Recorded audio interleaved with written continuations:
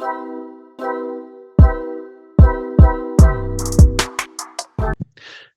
everyone, welcome back. Welcome back. We're live. We back again.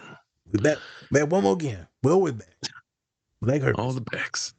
We hairy backs, regular backs, all the backs. I'm Spencer, and of course we have our licensed clinical therapist, who's also now about to get his doctorate. They call me He's Dr. almost there. Dr. Nas. No, it's Dr. official. I can go Nas. by Dr. Nas after last Wednesday. There you go. So now he's Dr. Nas, everybody. Welcome to the show. I can officially do surgery and look at people's moles. Still has a sense of humor. Great. And this is the Different Spectrums podcast, where we talk about movies, shows, and the mental health aspects that surround them. Yep. We also have some laughs, so don't take us too serious. Also, don't forget to run up those likes for us. We'd really appreciate it. Thanks. So, today, we're going to be talking about the show Snowfall. Follows a young man who was, I'm going to be honest with you, deals crack. He deals crack, everybody. I love a good crack, but I like the big ones. So he's like kind of the mastermind, all right? His name is Franklin Saint. And we're mainly following him, although there are some guest appearances by his aunt, and then also his best friend Leon and his father. So the first thing that we're going to cover is going to be the first episode, where at the very end he sees his dad, who's now homeless, sees him, and then kind of is like, nah, drive away, because he's a little bit ashamed of him. Or just is mad at him, right? And then we're going to be checking out another scene from the series finale, and when Franklin kind of goes down the same path as his father, abusing alcohol mainly, and now is on the streets. So gonna get into a little bit more of what the show is after we watch the clips. Yep. But before that, Nazir, anything before we get into them? Everyone, the merchandise, the shop, check it out. Yeah, I finally got my shirt, and let me put it right on the bosoms. Yeah, it's a hoodie, but it's a hoodie. Well, it fit like a shirt. I mean, yep. So this is the Up in the Clouds. Then yep. I got a few more things coming. They're coming in the mail. Pretty good material. I like the material. The sizes are literally spot on. I got kind of a weird body, so like I'm like torso super tall, but it does fit actually pretty well. Got that thick body. That double wide. Jeez. So please check out the shop, folks. Super excited about that. We made some updates to some of the website stuff. Check it out. Continue to follow us. Continue to support us on Spotify and Apple products. Also, we got a tip jar on our link tree now. Ooh. 5, 10, or if you can't make any of that, just a few dollars. All of it helps with all the Google Drives and the resources that we're putting together now. So we're adding resources for people to use in the link tree. Any mental health things. I got apps, worksheets, all types of really good stuff to help people out. All right, let's have some fun. There's a couple main themes that we're going to look at and dive into that Spencer wanted, and let's do it. Let's check it out. Whoop, whoop. Whoop, whoop. All right.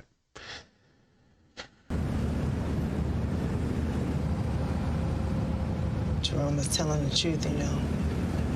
That shit ain't worth the trouble to come with. Why you bring me in there? Or what? Let some Russian gangster kill your ass? He Israeli. Whatever he is. If you smart, you introduce him to Claudia and get out. I do that, I get nothing.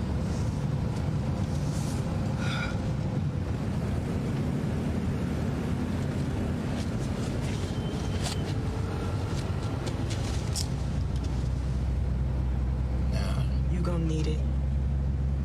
No, I won't. You gonna learn one way or the other.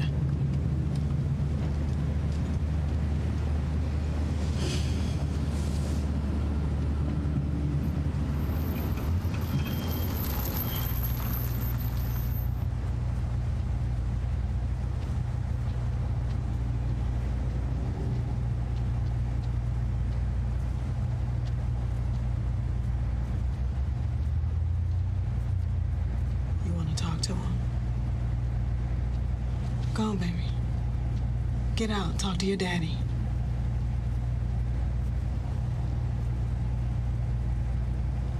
Nah.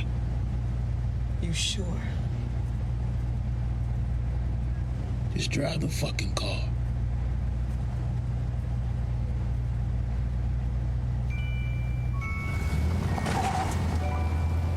Baby, you understand me now.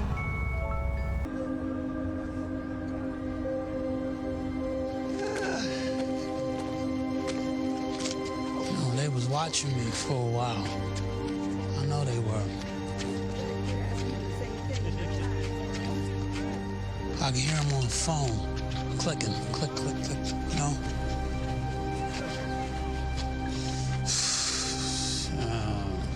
Random motherfuckers in cars following me, acting like I was the problem. Called them up once. Called up the fucking CIA. Somebody answered. And I told them, I said, leave me the fuck alone. Huh? Leave me the fuck alone, or I'ma start talking. And that did it. That fucking did it. Man.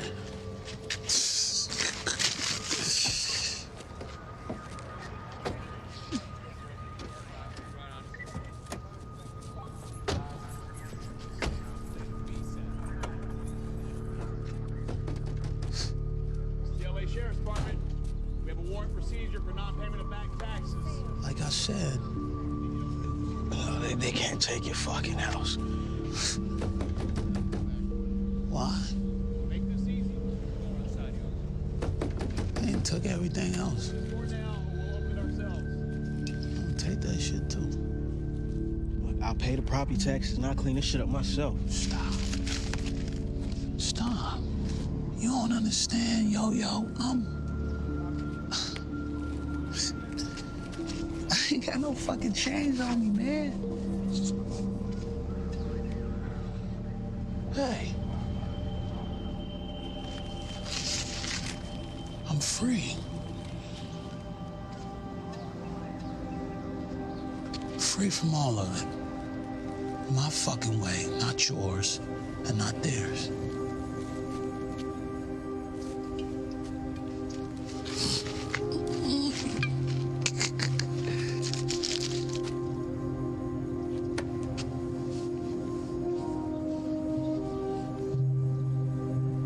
You my best friend. Best friend I ever fucking had. And I'm fucking proud of you.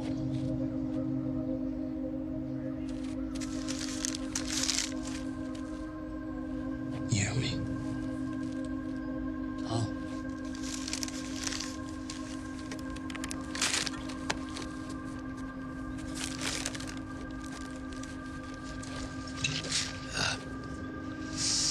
I'm good.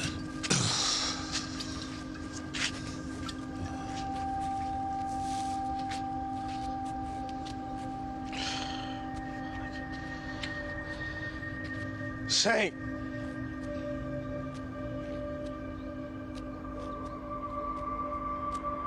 Saint!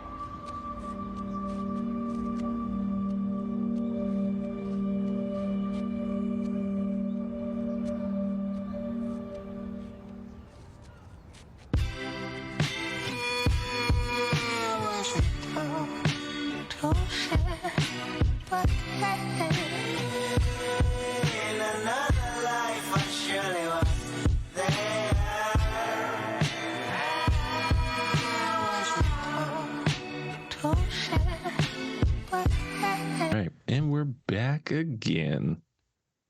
Can't get rid of us. Nope, we're like an enigma.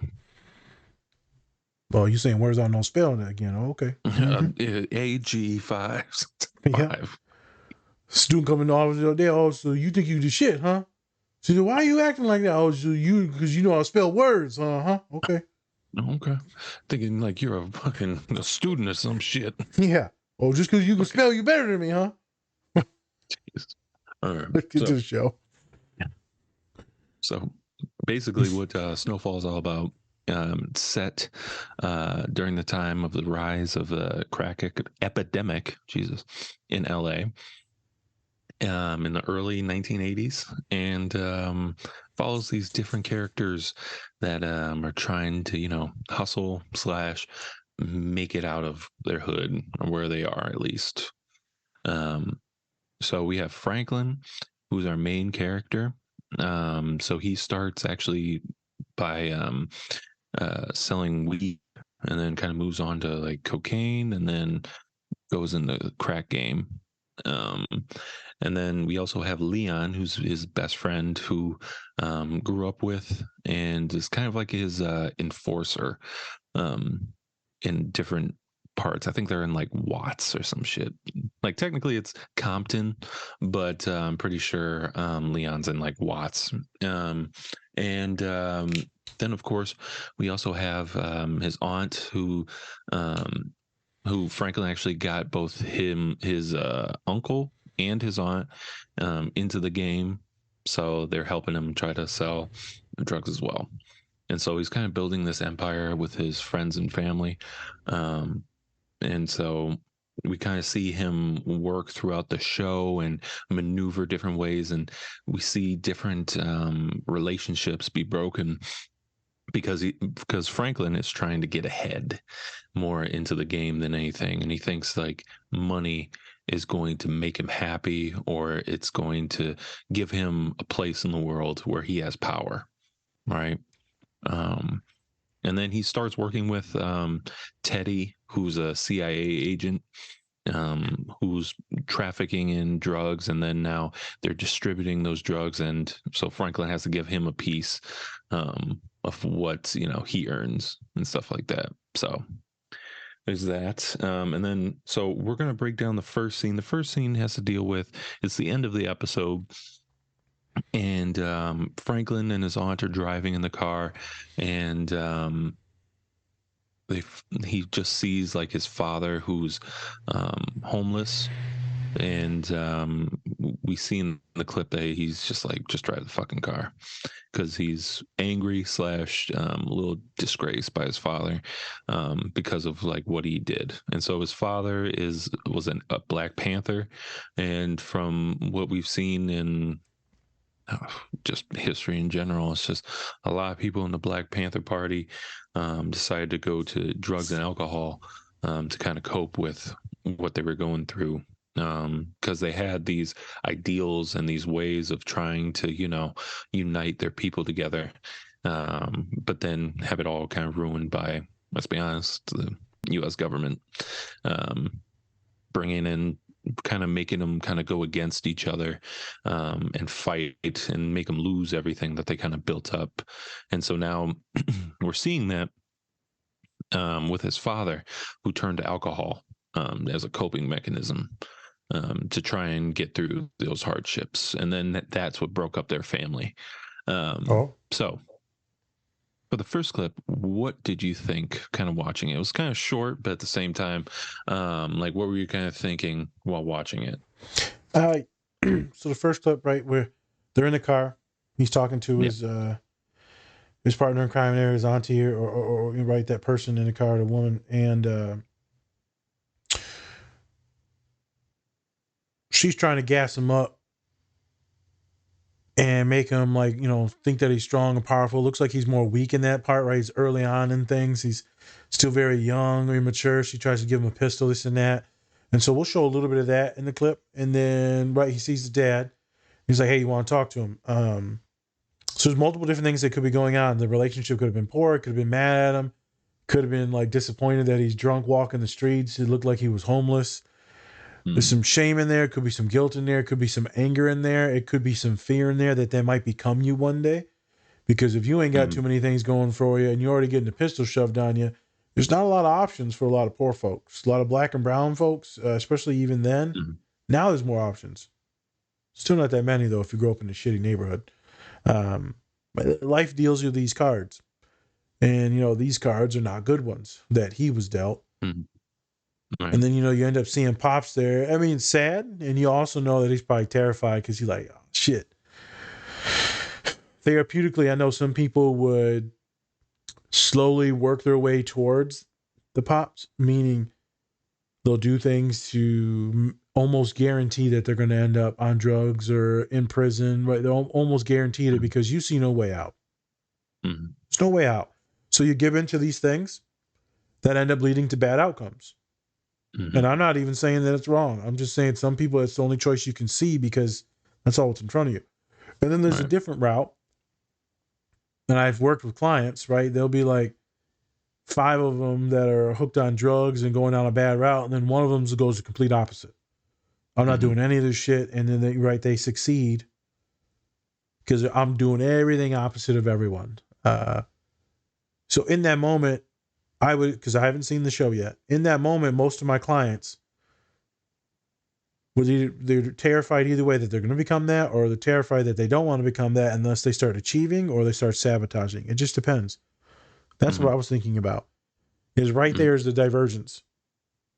What the fuck you getting ready to do? You getting ready to pick up that pistol, and then that's going to lead to some weird stuff. I feel like many of us that grew up poor or grew up in weird situations, so many options to become like the people or your family, or to choose not to and to be better. It's a very difficult line. I just got done following mine and completing mine. I decided to go completely opposite of everyone. Right. I'm not gonna lie. I'm vilified by many because I don't talk to people. And then recently, Spence was working with a student. I'm telling them goodbye because I'm probably gonna be leaving. It's the summertime, this and that. They're crying. I'm crying. It's a whole thing. And I showed them the clip of the Irishman. Right. I showed them the first scene when he gives him the ring. And how strong it made you, right? It's my favorite scene. But then I showed them the last scene where they're eating the bread. And I choose us. Fuck them. I choose myself. Fuck everybody else. And so that scene in there reminds me, what are you going to do? What are you going to do? It's a terrifying moment. I can't even imagine being in a moment like that with him. I was never in that type of moment. I was in many other bad moments, but not that one. Right.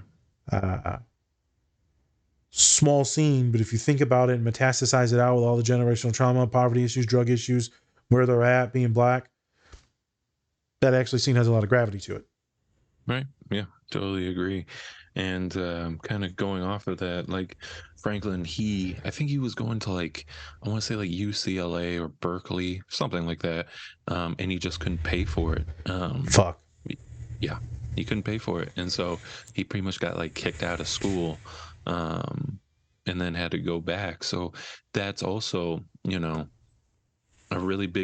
a big part of the story because he has seen that failure, but he reached new levels when it comes to his income, making money. He had all these different businesses in the neighborhoods and stuff like that.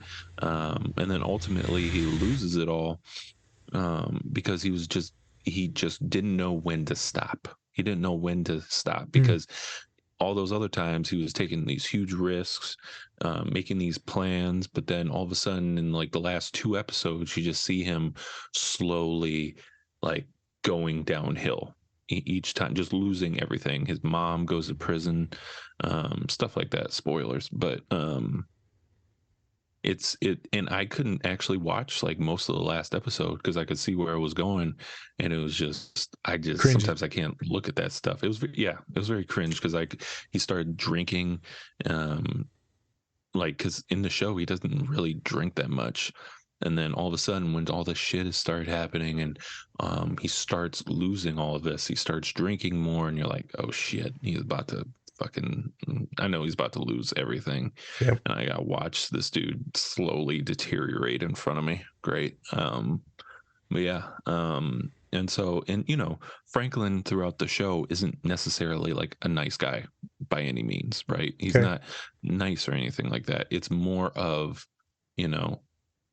he's such a character to kind of gravitate to because he's black, because he's, doing all these, he's not he's not doing just crime to do crime. He's doing it in a meticulous way, right?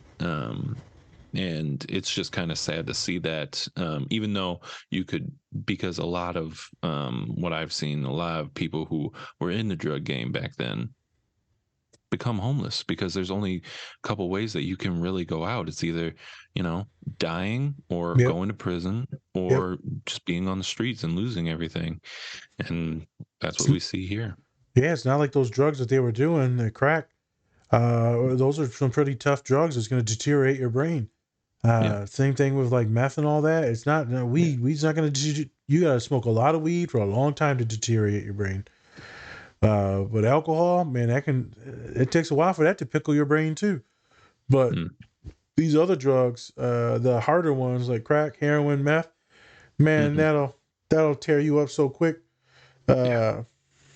Intense. Or like these people, what they're doing now, not the Oxycontin, the fentanyl that's killing everyone now, man. It just, it's horrible drugs. Right. So there's a different epidemic. It just cycles. The drugs, they just cycle and they cycle and they cycle. Now it's fentanyl, killing everyone because they're putting it in everything now. Yeah. Let's intro the second scene and then we'll chop it up real quick and I'm gonna throw it back at you.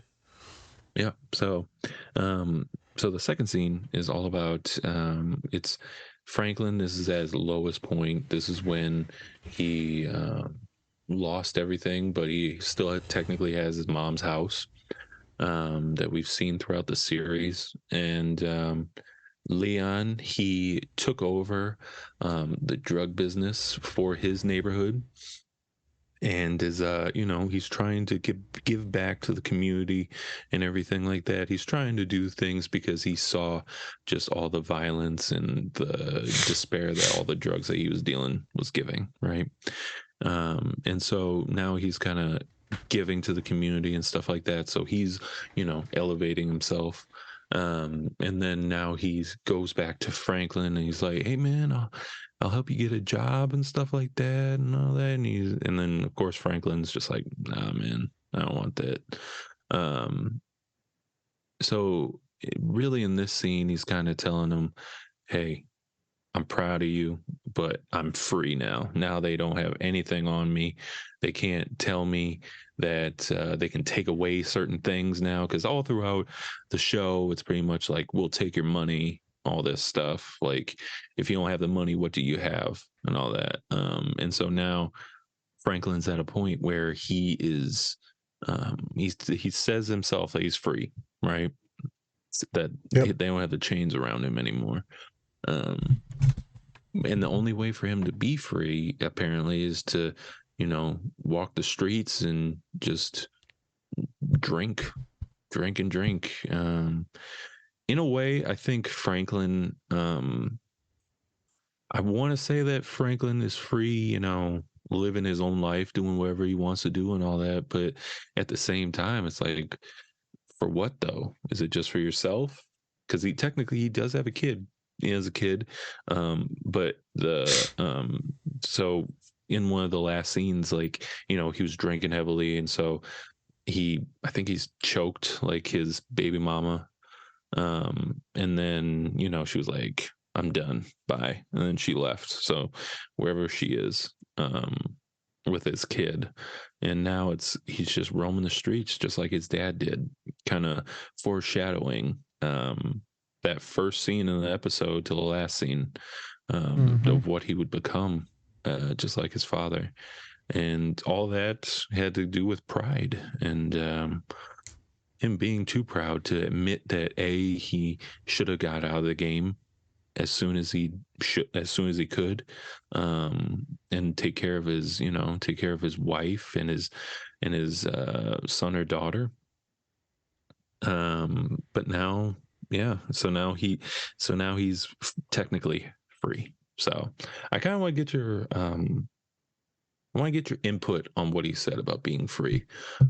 What do you think about that? Like, he goes, he had to always be step by step with somebody, always trying to plan, be meticulous about everything that he did. And now he doesn't have to worry about any of that anymore. So in a sense, yes, he is free from people. But what do you think about that? technically we can all be free of things. If you're looking at existential issues, you have people that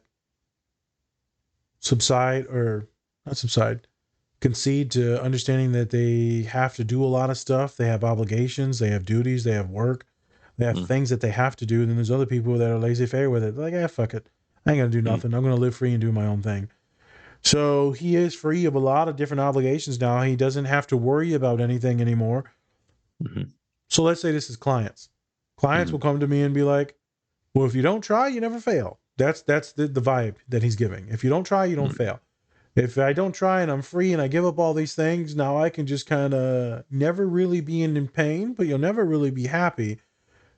And you're probably always going to be drunk or high to dissociate from all the pain because you don't have anything. But technically you're free because you don't have any anxiety about things. So he's free of anxiety. He's free of fear. But now he has to live with all the shame and the guilt. Right. And thus he has to turn to the drugs and alcohol to like dissociate from it. Is he free from some shit? Yeah, but now he's owned and shackled. He said, there's no chains on my neck. Well, there must be, because you wouldn't be drinking. Right.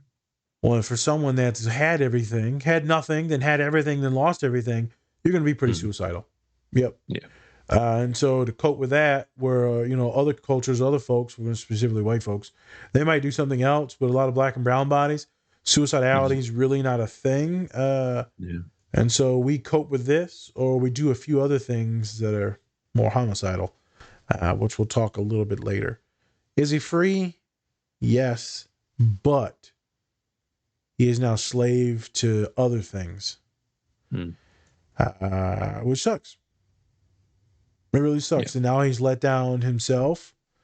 He's let down his friends, his best friend, his wife, his child, or his partner, his child, right? So are you free?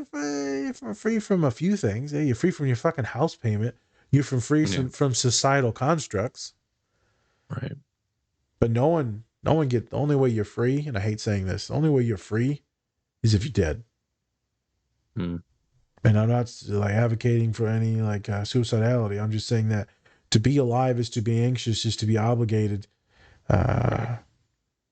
Interesting thing. I had a human tell me, multiple humans, all neurodivergent, sometimes just depressed. They'd be like, hey man, I'm not going to work 9 to 5. I don't know what the fuck I'm about to do. I can't do this stuff. I don't want to do this stuff. And they'd be like, I'm just going to be a homeless person and just go get a tent and live in Cali. I'm like, oh shit. Okay. Well, I'm just going to, I've had all genders tell me this. I'm like, bro, you're going to get hurt. Or girl, you're going to like, this is not a good living. No, especially a lot of women get sexually assaulted and stuff like that. Cause it's like police, don't really intervene with that stuff. They just don't. And they're like, yeah, well, this is the only option I can see for myself. I said, nah, man, there's other options. You're going to have to work some type of job or get some roomies. Like there's a way to make it in this world to where you don't have to do a 9 to 5, where you can find accommodating things. You can work on the telephone. We can figure something else to where you're not a vagabond. That's what the human said. It's like this homeless kind of panhandler. Well, they say, oh, there's this panhandler on YouTube that makes $200 a day. I'm like, bro, you in the middle of nowhere, Indiana. No. Yeah. That's probably big city stuff right there. Yeah. So yeah, you want to be free from some stuff, but then you're going to still have other obligations and this and that. And yeah, it's interesting when people get into this freedom stuff. You're always obligated and held by something. Interesting stuff. So I'm going to kick it back to you real quick. Yes. I know this was a hit. Everyone watches it. My dad loves the show. This last scene was all over social media because they were like, well, man, they showed him in a power suit and then they showed him looking like bummy as hell, like a crackhead at the end. And I said, wow, what a fall.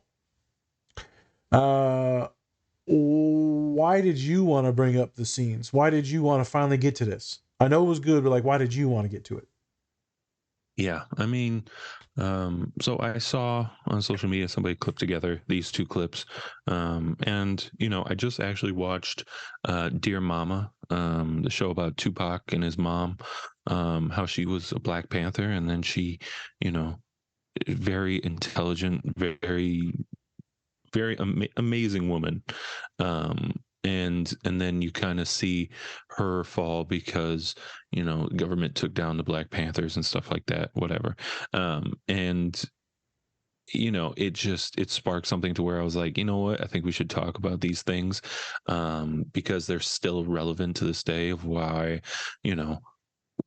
when a lot of people get into certain situations, especially when it comes to like cops and Black and brown folks, people of color, and how they get treated by them, you want to especially for men, Black men, always want to try and be macho, be tough, to kind of hide the scars that are already in there. And so I think that's a big thing, especially for Franklin. And they do it so well in here. And he thinks like, because before he was just, some kid who very intelligent, who wasn't really part of the streets and stuff like that. And then all of a sudden now he's like a drug lord, essentially. And now he's like this overly macho. I just think that Snowfall does a great job of showing people of color, and how they cope with the certain things that they go through, and not necessarily gives them a happy ending, because because it's realistic, right? Yeah. We don't get happy endings. We get realistic endings that are tragic, and sad. And so I think that I love this scene because it didn't just cop out and be like, yeah, he just flew away to Panama and lived happily ever after or whatever, right? Like they actually give you some talking points and some things to think about how we think about pride and how we think about what we need to do in order to survive in the US and things like that. So it was just too great. I think I really mainly wanted to do it for the second scene. Yep. But I think that the first scene really gave us the ability to kind of foreshadow, like I said before, what was going to happen, right? Yep. And I was telling like one of my friends, I was like, this is not going to end good for him. There's no way in hell he's going to end up like happy. Yep. And No one that ends was up kind of happy. the thing. Yeah, no. And it's like, I don't know if anything could make him happy. Because he was so just, I don't want to say like diluted by money, and power Greedy. that comes with that, right? Yeah, it's greed. And then, just trying to act like he needed to be this certain person when he didn't need to be. He should have just got out when he needed to and just lived a normal life. But he didn't want to live a normal life. He wanted to live an extraordinary life. Yeah. Well, that's yeah. what most people kind of want, Spence. They want big, because we all are so sad and so afraid of being mediocre or less than mediocre, which most of us are just average fucking people that probably will never do a massive impact in the world. You'll have impacts in the worlds around you, but you're not like this major thing. We're an Olympic athlete or you're solving cancer, right?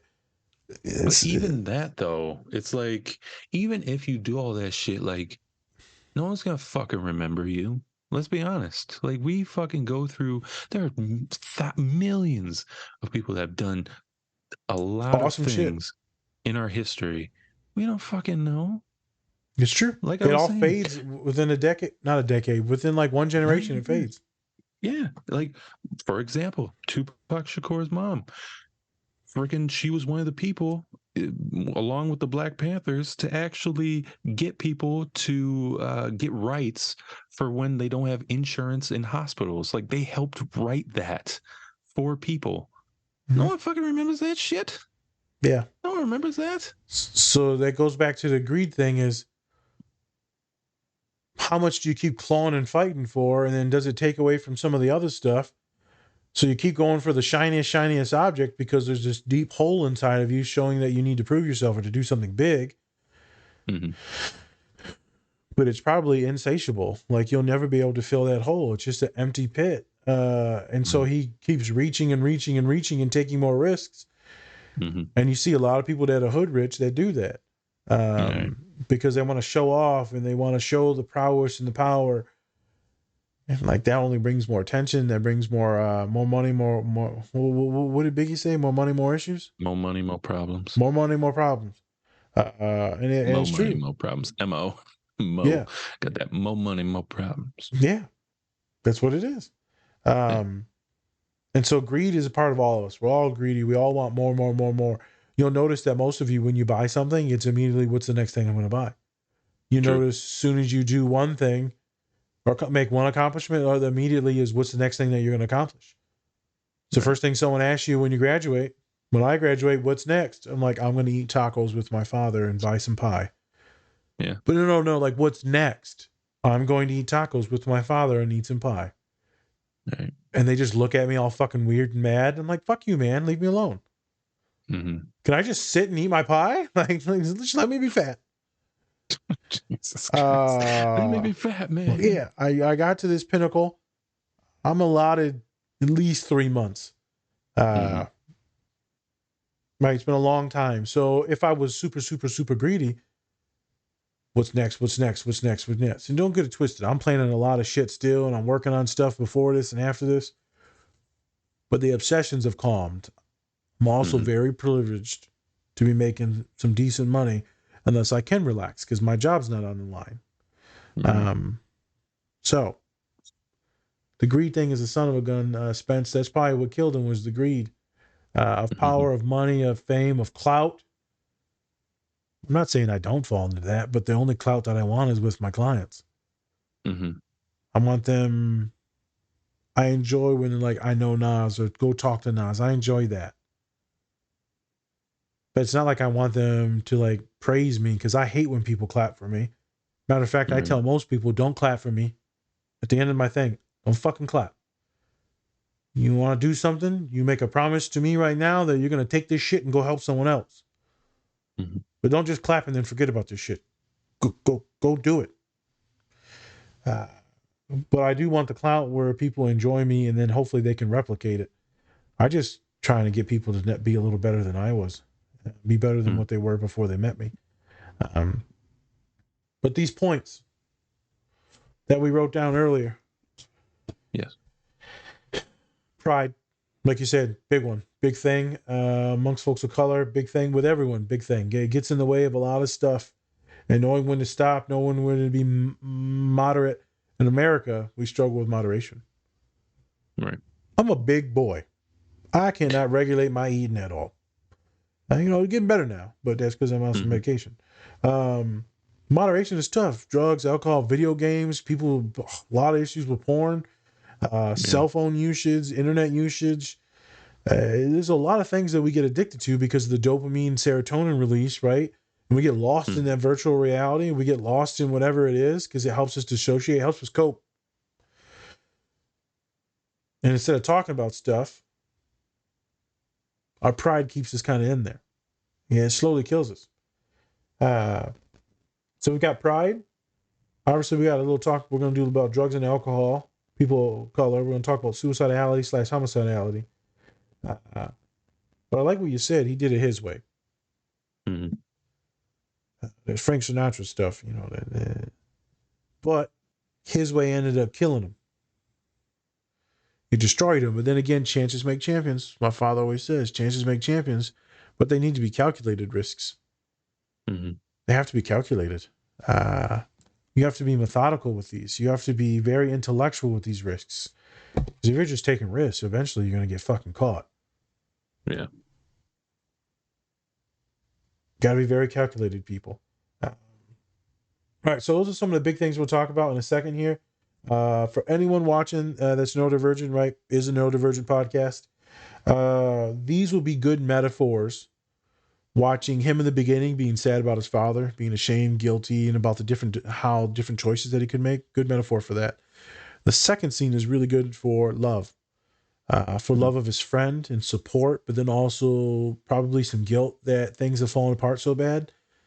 Guilt that, he can't support him anymore. I say it'd be a good metaphor for a lot of men and not ever giving love out. And then you finally do. But it's at the very end where you're pretty much dissociated and you're mentally gone. So it's some really good metaphors on say your freaking piece to the people that got your back. Say it soon. Say it to them often. And I fucked up and I didn't record my dissertation defense the other day. But still in there, I thanked my two friends that were in there with me. I had some other friends in there too, but I think Spence and Colin specifically, and then my father. All the people that congratulate me and all that stuff, I'm not thanking them. I'm thanking the people that actually had something to do with my success. You have to say those things. As a man, you have to. All right, so we're back from that cut because I lagged out, but we're back now.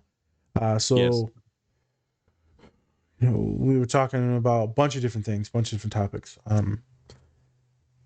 But specifically, we were talking about how the last scene is love between the dudes. Also, good metaphor there is, yes, doing your way. So in the neurodivergent world, you're never going to be able to do what other people do. You're never going to be able to fully integrate into the neurotypical world. Get away from that. You're going to kill yourself. You're going to burn out. You're going to be depressed as shit. You're going to be tired. The assimilating and camouflaging will kill you. So do your best to seek out accommodations, to find these pockets and spurts. If you need to go home like I do and just not talk to anyone instead of doing all these social obligations, but find and integrate yourself into society and make it to where it works for you, not to where you're working for the rest of society. So yes, do it your way, but don't do it so much where then you get ostracized so badly and now you're a crackhead. Avoid crack and fentanyl right now. Avoid fentanyl and meth. You know what? If you didn't know, crack is whack. So don't do it. Whack. Yep. So I think there were some cool points to let the neurodivergent folks relate to. But also you'll notice, right, drug and alcohol stuff, very common with folks on the spectrum because of all the traumas that we face and dissociations that we face from high stress. So drugs and alcohol help with that. He was very dissociated in that last scene. He was kind of doing his own thing in his own mind. You could see him being dazed and confused. That can be a good metaphor for panic attack. That could be a good metaphor for just maladaptive daydreaming, what neurodivergent folks do. Then there's poor hygiene, pretty bad. Poor executive functioning at the end there, pretty bad. Those are some neurodivergent things that could be talked about or representations in the reels that'll come out. Okay. Let's take it back now. I'm gonna go into something and then I'll let you go. It's like you were saying, right? Earlier we get these shitty hands, we're dealt, and you make a choice, you try to survive. So I got a bunch of students that have been in gangs, clients that have been in gangs, selling drugs, doing shit, stealing, right, whatever, robbing. And then they come to college and they still got some of that mindset and mentality. And then some of them have worked with me and I'm like, okay, what are we doing, man? You ain't in the hood no more. Like, you in college and shit. Like, we got to change. You ain't a thug no more. Like, you can act like a thug, but like, you're not. You're a fucking student now. And I started to notice with a lot of my clients and even myself that suicidality is really not a thing. Black and brown folks from poor areas, very masculine, very macho. Suicidality, we're not doing that. You don't see that at the highest rates amongst our folks. What you do see, though, is suicidality by homicide. So not where I'm going to kill someone, but you will put yourself in a situation where you most likely will be killed. So I've noticed for my clients is that they'll be aggressive or violent or drink, and then they'll be in a situation where they could die. They keep putting themselves in these situations where they could die because they no longer value their life. Their life is now horrific and terrible and anxious, and it's just so much. And so this is an easy way out. You will start something and then have it done to you. So I remember when I was a little shit ass and depressed and a bunch of other things going on, I'd be playing basketball. Spencer only got a taste of it. I'd be playing basketball and I would start stuff or set horrific illegal screens. And I knew a fight would occur, right? I'm doing it because I want the fight to occur. And, I didn't mind taking an ass whooping. I didn't mind getting into the trouble because I actually would feel something. What I would feel was the aggression, the anger. I was kind of fun. I was kind of sadistic. I was kind of fucked up, bro. So you only saw maybe once or twice where I got like super angry, but it was never Yeah. because I wanted to get into a violent altercation. I was just angry about what happened. But before, it used to be like, no, I was trying to get my ass kicked or to kick someone's ass. I was looking for a good time. Sometimes I act like I was like the nice dude. I'm like, no, I was looking for trouble. And when you grow up in a household with violence and abuse and alcohol, you get used to certain things and you look for certain things, and you try to be the college student, but things still come out. So it's interesting. Suicide by homicide. It's an interesting thing that people of color do, because then you ain't no punk. You ain't no punk then. You're not just doing a suicide and killing yourself. You're doing it, you're going out like a man. Still a dumbass though, because you're still going out like a chump. Because you're not working on your shit. And technically it took me a long time. It took until someone actually loved me and showed me a different way, one of my friends, after I tried to beat his ass. Of course. Yeah. Why not? But also, this was like all the way up until like graduate school. Every one of my best friends would tell you, if Nas gonna try to whoop your ass one time, he ain't your real friend. They're like, did he ever throw you through a table or chair? Oh yeah. Good. Good. Glad I was out of that phase. Jesus Yeah. Christ. Well, to be fair, never happened with Colin. Well, I mean, why Yeah. he'll throw Colin you will right say back. shit. Yeah, I know. Well, Yeah, that too. Yeah. Colin will say shit.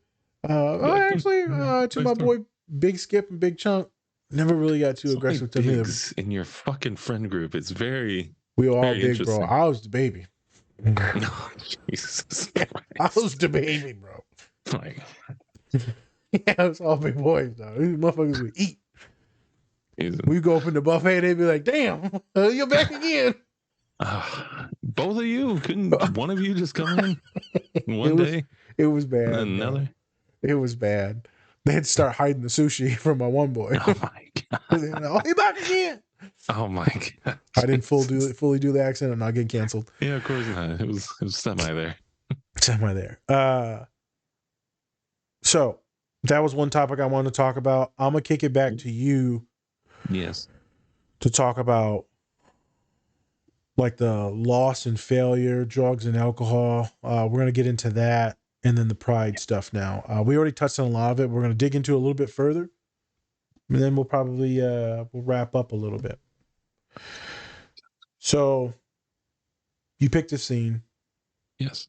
You already explained some of it, right? I mean, all the stuff from the Panthers, generational shit, right? You got nothing. You had everything, then you got nothing again. Fuck, man. I think that's worse. I think there's probably two different answers. Most people would rather choose to have all of it and then nothing. But that would make you so much more miserable, because if you just have nothing and you stay consistent with it, then you're not that sad, because this is your life. Right. Statistics show, though, when you lose shit like that, though, it makes you feel so much more horrific. Yeah, of course it does. Because we're so driven to be like the best of the best, right? To have as much money as we can. We don't care if we scam, hurt people, do whatever we gotta do. And then it's like, so I scammed and hurt all those people, and then it was all for nothing, and then I lose it, And that's kind of the thing, right? It's just like, because you do so much to get to there. If we did nothing to get all of this money, to get all of this fame, whatever the fuck, it wouldn't mean anything. Not a big deal. Fuck it. Wouldn't mean anything at all. And also, but then we would also lose, like, it wouldn't mean anything at all in general. It wouldn't mean shit if something was easy, right? So it's like, I think a lot of people that lose everything, they feel it a lot more because they did so much to get to that point. It's not like they just fucking walked in and they're like, oh, $1 million. Yes, nice, cool. Oh, thank you. Yeah. Well, all right. Didn't think that would happen today. Colonel Sanders? Thank you. You're here. Nice. You're at the meeting. Yeah. Oh, chicken recipe? How many spices? Thank you. As a tells you what. I like all types of Colonel at your graduation would be sad. Yeah. What up, big man? Why you He ain't just died of has like diabetes yet? he just has like a cane with like a chicken wing at the end of it. Jesus, I'd eat it. And you just take what I say and just make it so much worse. All right, landing the plane. But yeah, I don't know, man. That's a tough one. Are you asking like what would I rather be? Whether I be like I nothing feel or like everything? I know I would rather choose. Mm-hmm. Now, I think I would rather choose gaining all the shit and losing it, even though I know it's mentally going to be worse. Mm. But if I wanted to be stable the entire time, then it would just be like kind of very low. But man, if you already know you could gain everything, why wouldn't you take a shot? But the problem is with the question, it's like, there's no middle ground, so you can't really go into that. So it's like, Yep. do you think that you can recover from losing everything? That's the question. Yeah, do you think you can recover from it? And it's like, if you don't try at all, then it's like, then what are you doing? Like, what are you going for in life at all? Because let's be honest, if you're not going for like, you're not going for status, you're not going for a relationship, you don't want anything. You don't want anything at all. So you can't really feel anything. But then if you have everything, what's important to you?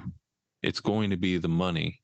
So all your relationships don't mean shit either way. So either way, you're fucked because nothing means anything to you except for getting money.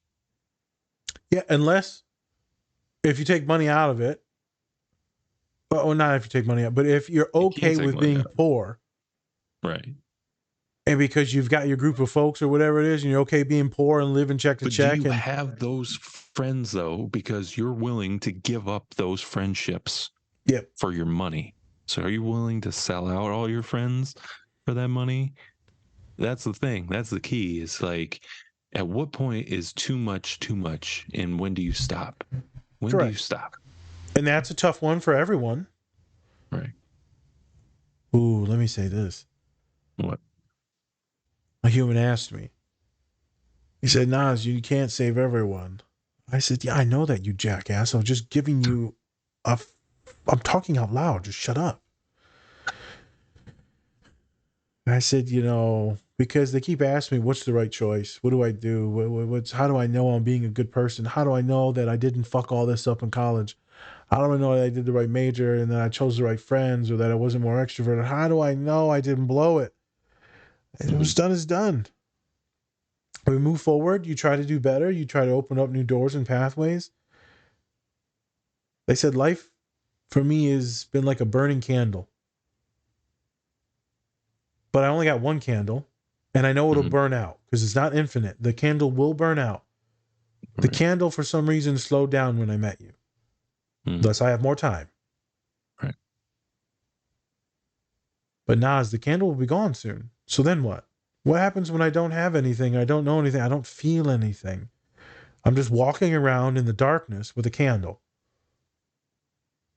Before you, the candle was almost gone, but now it's gotten bigger. So I said, buy a new fucking candle. I said, find a flashlight. Get a lantern. He said, you're saying these things, Nas, but that doesn't make sense because that's not how it works. And I said, yes, you can make the game better. You are now educated and have your own path. Nothing can hold you back from the past. He said, I get what you're saying, but still. So I said, okay, let's try this. You're in the darkness. You have one candle. It's only a matter of time before you find the door that has another candle or all the candles. You're literally just buying time until you can find that door. You will find the door. The question is what are these other candles that you're looking for? Is it money? Is it relationships? Is it a wife? Is it a dog? Is it a house? Is it financial stability? Is it vacations? And so this is what we're working through. So after we did this metaphor with the candles, I said, I don't know what my next candle is. I'm going to get this doctorate, right? I'm going to do some jobs. I said, this person called me the other day, wanted me to give therapy to their son that's on the spectrum. So that was at like 6 a.m. the next day after I did my thing, and you were in it, the dissertation defense thing. So, man, maybe Right. this is a sign. Maybe I'm obligated, I told the boy, to do this because no one's really good at doing this in the community, that I could help out so many people and save so many lives. But then what about all these athletes and students that I'm really good with? So how can I hold all these identities? I would love to get this athletics job, and then I would be letting down all the people on the spectrum in that community. He said, you can't save everyone. I said, I know that. But the thing is that I could save a lot. Mm-hmm. He said, Nas, which one is your candle? I said, they're all my candles. It was a very interesting conversation with the human. I was trying to explain that I don't even know what I'm doing. So why the fuck would I expect a 21-year-old to know what you're doing? Right. Why would I expect that? I don't even know. I'm just showing up, man, seeing what the fuck happens. It's day to day. Mm-hmm. So if we go back to this scene, there's certain things I couldn't lose without being extremely suicidal. Just going to be honest. There's certain things that I couldn't lose. Mm-hmm. There's certain things that I couldn't lose without being completely just dissociated on drugs or alcohol. I can lose a lot of things. And who knows? Technically, me and you can't answer this because we don't know our future versions. We don't know how much we can actually take when we're pushing that limit. None of us know. So all of you listening, you won't even be able to answer this question because you don't know what you can take and can't take. Mm-hmm. But I do know there's a few things that it would be hard. And so that would be tough. There's a few things where I'd be like, what's the point? Right. But who knows? Maybe I have more candles now, and thus there is point and meaning. But there's certain things where me or other friends would be devastated. So I don't think I can answer that question. But I do know that I can lose a lot of shit and I'll be fine. But that's because I have faith in the foundation now, Spencer. Me and you have foundations. We're privileged. We worked hard as shit. And we've done some things. We lucked out, we've been through some shit, but we're privileged now. So there's only like so far we could fall back. Yeah. Because then we can still make some money and like live okay and have an apartment and shit like that, So let's say if you're like a tech CEO or like a CEO and then you lose your entire fucking company. Like I get it. You're gonna jump out the fucking window, and I get it. Don't do it, but because you could probably recover off of bankruptcy. Like you can figure this shit out, homie. And the thing is, though, the kind of difference with this is that, with a tech CEO and all that stuff, like you have connections, you make connections with people. You can get out of it. And then you can get out of it. With Franklin, though, he can't get out of it because it was with drugs, people in drugs, and, he made an enemy out of the government. Like, he can't, there's nothing he can go back to, like, at all. And so with him, it's more of like now it's like, do I live this life of where I might be miserable, like doing it every day, like an everyday job and stuff like that, where I used to be, or do I just not do anything and just live my life being, at least somewhat happy, or at least, in the middle, right? Or at least in the middle. And I think that's the difference. If you touch the high, the ecstasy and the pinnacle of having all that shit, you can't go back to being a regular person. No. That you could have to swallow your pride and eat crow and then go back to grinding. That would be hard. That would be hard. Could I go back to being like I used to live? Ooh. Depends. Probably I would hate it. But could I? Yeah. Yeah, I could. Right. But what I want to know, would I want to go back to, me sleep my bedroom being the kitchen? My bedroom was the dining room in our apartment. We had a 2-bedroom apartment and there's 3 of us. Yeah. And I've had it before where it was like super sus in many other places. Like, could I go back to that? Yeah, because I was actually still happy in those times.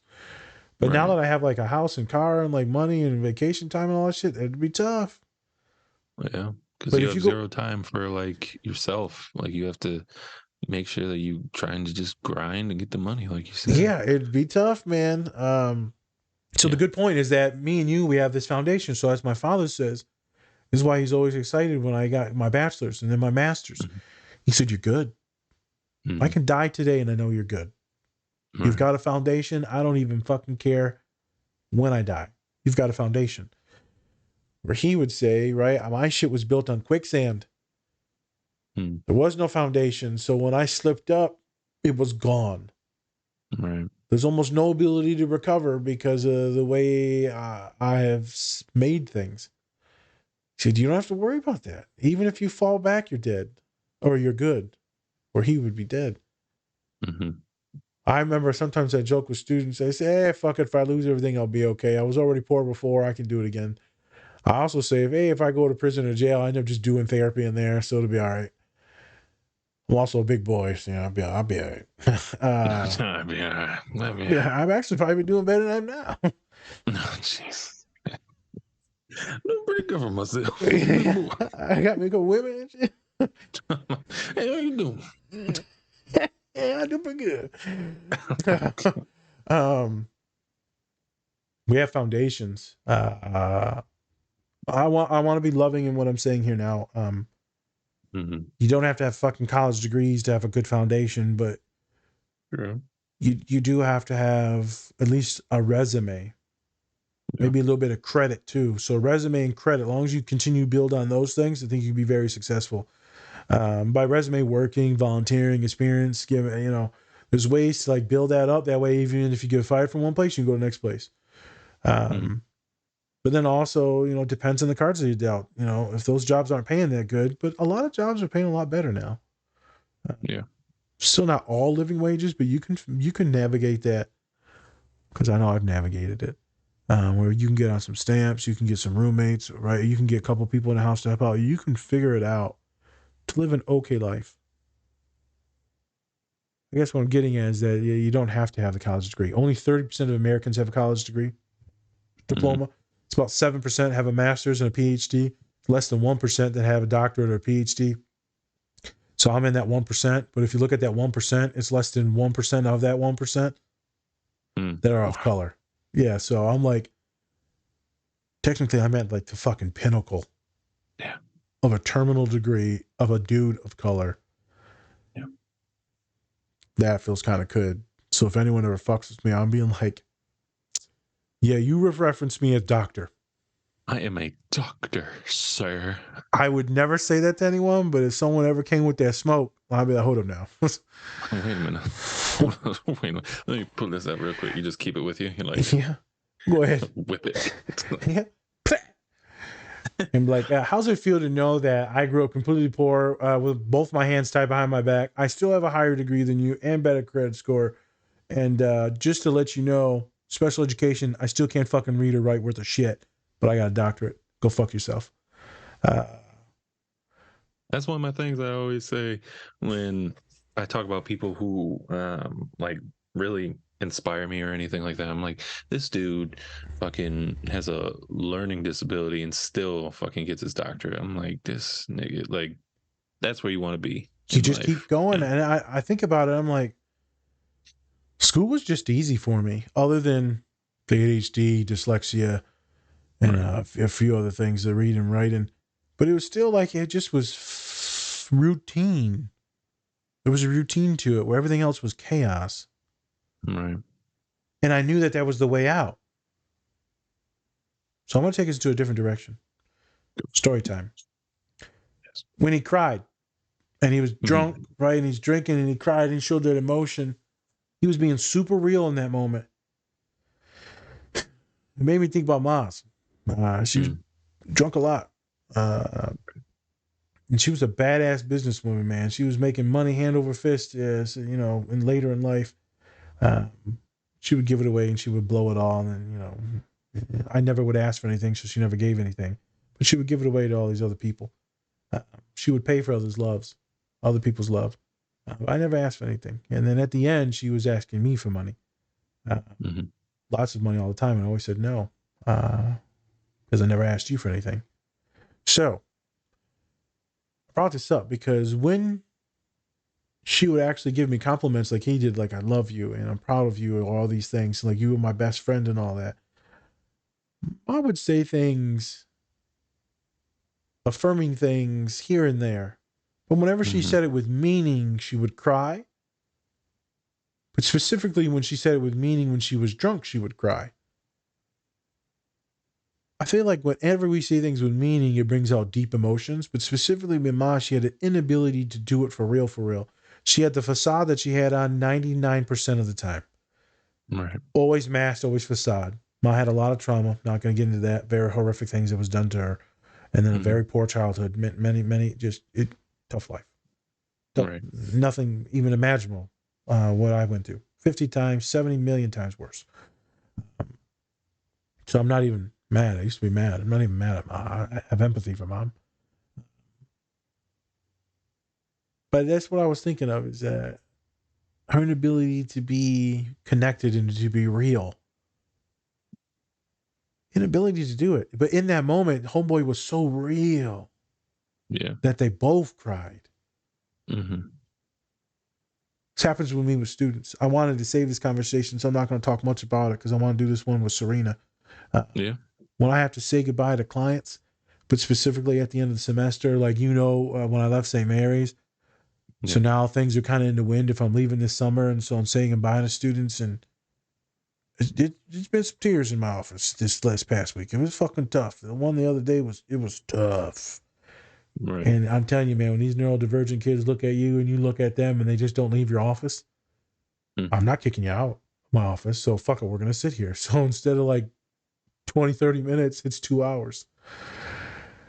I'm like, fuck, I'm not kicking you out. I'm not doing it to you. It's tough. It's tough. So we're gonna talk to Serena about that in a different pod. We're gonna show some saying goodbye things, and that'll be dramatic as fuck. But boy, whenever I get it kicked into gear and I start being real, and I unmask, God, I tank so bad. Yeah. And I only do it when the student's completely tanking. Mm-hmm. I'm like, it's okay now. I don't want to tank, and then you're just sitting there. You're like, okay. Yeah. Well, I broke Nas. I broke your toy. I think my time is up. Yeah. You're like, oh shit. Like, Nas, I gotta go to class. Oh, fuck you, bitch. No, you're gonna sit here and watch me cry. You're gonna affirm me. You're gonna affirm the shit out of me. It was the cutest thing. Student's like, Nas, can I give you a hug? I was like, I knew you wanted a hug, kid. Gave him a hug. Gave out a hug. I gave out fucking 3 hugs in last week, sons of bitches. Wow. That's a lot of hugs. I know. So mad. Why am I giving you a hug right now? I guilted the one boy. I was like, hey, maybe give you a hug last week, you piece of shit. He's like, I didn't know such thing. I was like, you're right. Wait a minute. Another guy. Sorry. My bad. All right. So that loss thing, tough. Yeah. We did a little story time. Only thing I got left is diagnosis and treatment. This was a good clip that brings out multitude of different things. Yeah. Multitude of different things. Any sauce that you want to put on top of this burrito? Of course it's food. I love how that's sat in on you. Yeah, it's always food. That's the only thing I think of. You want to put some ice cream on this pie? Like what? Yeah. You want to put some sprinkles on this? That just sounds dirty. Yeah. I just think that, especially when you talk about, a lot of people want to say that, things are just black and white and they're just very blunt and easily talked about things. But when you talk about trauma, especially when it comes from the Black community, it's very multifaceted. It's very levels to the shit. A lot of layers. Yeah. A lot of layers that go underneath that. And you can't just, it's, a lot of people just find it easy to just just say like, whatever, like y'all just lazy or some shit like that. Yep. Whatever. You're right. And, and especially I think when it comes to people who are going through things and especially mentally, when it comes to anyone who's homeless and things like that, we don't know what the hell they've gone through in their life. And sure. I read a comment one time saying, or on like this one of these videos, just saying like, you know what, when I see like an OG or something like that on the street, I'm just gonna talk, like I want to talk about their life and things like that, because you never know what these people have gone through and what their lives are. A lot of people that are homeless have been through amazing things in their lives, and they just, went through a couple bad things that really turned them around and made them, go to the streets instead of, Give up. clinging on to like another like home life and stuff like that.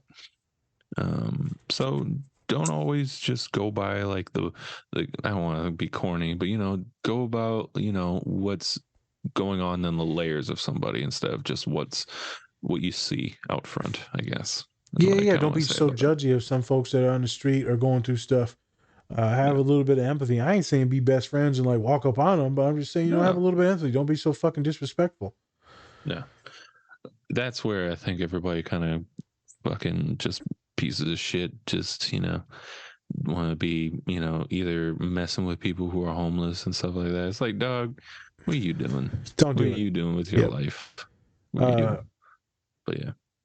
in saying that, right, the homeless issue has skyrocketed in 2020 because everyone was losing everything, and then it's so expensive to live in California and Seattle and all these big places. So it's really hard to live. You can't afford to Mhm. rent. Even if you Right. get a job, you can't afford it. And so the wages just haven't kept up with inflation over the years. Right. And so a lot of people are forced to live in tents because it's just easier. Even if you got a job, it might be easier to live in a fucking tent. The tents are actually pretty nice now. True. Yeah, California. I'm never living in California. That's like never ever. That's just a Yeah. waste of money at this point, Bro, bro. you get one sick day, you might lose your job, then you lose I everything. know. Jesus. Seriously. Yeah, it's terrifying, bro. It's like no space. So in saying that, man, there's some really sad stories about black folk that are bipolar or schizophrenic and that end up becoming homeless. It's a lot of awesome athletes. Mhm. There's a bunch of stuff on like there's this WNBA player was like a god in basketball and then just lost her mind. The schizophrenia took over and that was it. So people try to talk to her on the streets and you just can't. Yeah. Same thing with a bunch of current basketball players. I know Ben Gordon is bipolar as hell. I knew he was having a manic episode when I seen it on Instagram a couple weeks Right. ago, and they're like, "Oh, yep, he's running around naked again." So, like legit. God damn it, Ben! Put some clothes on, Yeah, man. and then like, yeah, I just know he's getting taken advantage of so bad. So Of eventually, he'll course. probably end up being homeless because it's hard to stay on meds when you're bipolar or schizophrenic. Man, you got to be very Mhm. militant on it. You have to have good executive functioning, a support system. Um, it's just tough. There's so many people going through so much shit. It's tough. It's really tough with homeless folks. And so some may choose it. Like some of my students are thinking that they're going to choose that instead of going into the workforce, being neurodivergent. They just don't see a way out. So they're going to be a vagabond. I had to Google it while we were talking. For me though, it's just like if you choose that life, like a lot of these people are forced into that situation, and if you choose that just, I don't know, that They just just to don't see me themselves seems being able to like a work, bro. pop out to me. But Yeah, I know. I don't want the student to do this. I'm trying to figure out yeah, of some course ways, not. but I don't think they have the executive functioning to like go with it with me. That's fair. And they just don't. And so they're going to just choose this instead of with parents. And I'm like, all right, I don't have enough time to meet with you to help you figure this out. So I feel bad. Mm, Here's what it is. I can only do so much. yeah. So that was a good point about homeless folks. We look at the diagnosis for him, definitely trauma, PTSD. Mhm. There's some generational trauma in there, obviously, as well. You're probably alcohol abuse disorder or drug. Many folks that are in his situation are going to be addicted to the drugs that they're selling. It's going to be very rare that you don't dip into any of that stuff. So their Right. fall is going to be a lot quicker than his. Like the fall is going to be Right. pretty quick. Also, you're probably killed much quicker, most folks, or in jail much quicker. It's really hard to do anything illegal these days. It really is. There's so many cameras and everything. It's just with tech, it's just so hard. Right. So, I mean, obviously, therapy would be a resource, medication, job placement, and all that stuff. That's if the person wants to go through with all that job placement stuff. Obviously, he didn't want to do it because he doesn't want to play the game anymore. He's not playing the game. No, It's done. he's done. And I'm not even hating on it. No. it's not his time right now. It is what it is. I mean, you can only do so much. You only have so much candle to operate with. And if you don't find another candle when that motherfucker runs out, Hmm. yeah, well, what do we do? Right. Good clips. I want to acknowledge all the people that are going through bad depression, that are going through alcohol and drugs right now. I want to shout out to people that are doing their thing, doing therapy, listen to the podcast, listen to us, maybe having some laughs, but also like trying to better themselves. Today we talked about finding that candle and what is yours. How do you help? How do you get the people to help you find that candle? Who lengthens it? If you choose this homeless, if you choose to give up in these things, maybe you can for now, and then you can figure out how to get back on that horse later on. I'm not going to shade anything because it's not my life. So how can I shade you for something? I may disagree with it, but I'm not going to shade you for it. I just know it would be a tough life to choose what he did. Yeah. We also talked about men, masculinity, pride. Pride hurts a lot of us. Song at the end, Kendrick Lamar, Pride. Such a great song. Good. I'm glad you shouted that out. The song at the end was good. Yeah. And then the song at the end of the first scene, wasn't that Kanye West? No, that was Nina Simone. Oh, okay. So I think Kanye West had a remix of it, and that was the beginning of it. So he probably sampled it at some point. He did. But yeah, that was Nina Simone. Yep. There you go. Okay. Yep. Good song. So I said my piece on this. This will get us to do the Giannis clip when he got kicked out the playoffs. So we're going to lead into that, and then we'll probably release that like on not a full long pod, but we'll see what happens. But we'll release that right after this drops. All right. I'm done. Sweet. Thank you everybody for watching once again. Go to our merch page. It's on our link tree. It's also on our website. So just click shop and then click one of those links below, and then you can order one of our hoodies. That is the In the Clouds hoodie. Yes, designed by Nas himself, and he's just done. All right. Yeah, he's gone full college white girl right now. Sad college white girl. Oh my God. No, whenever I get nervous in the office and my students say stupid shit, I'm just like, I hate you. Jesus Christ. All right. Thank you everybody once again. We just watched Snowfall. Give it a go. Give it a look. It's actually a really great show. Not a lot of white people have watched the show. No. As I found out. No. I'm like, hey, did you see Snowfall? They're like, what the hell is that? I'm like, never mind. Why do I watch black people doing drugs? I'm like, Jesus Christ. It's a story. You want to watch a goddamn slave story again? Watch this instead. Yeah, be true. fine. Yeah, let's actually learn about how the government destroyed entire populations by infiltrating drugs into the community. No, we can't talk about that. It's only we talk about slavery. Get the fuck out of here. Yeah. Talk about the government all the goddamn time. All right, I'm gonna get off this rant. Thank you everybody for watching. Okay. Peace, everyone. Spy. Yep, much love.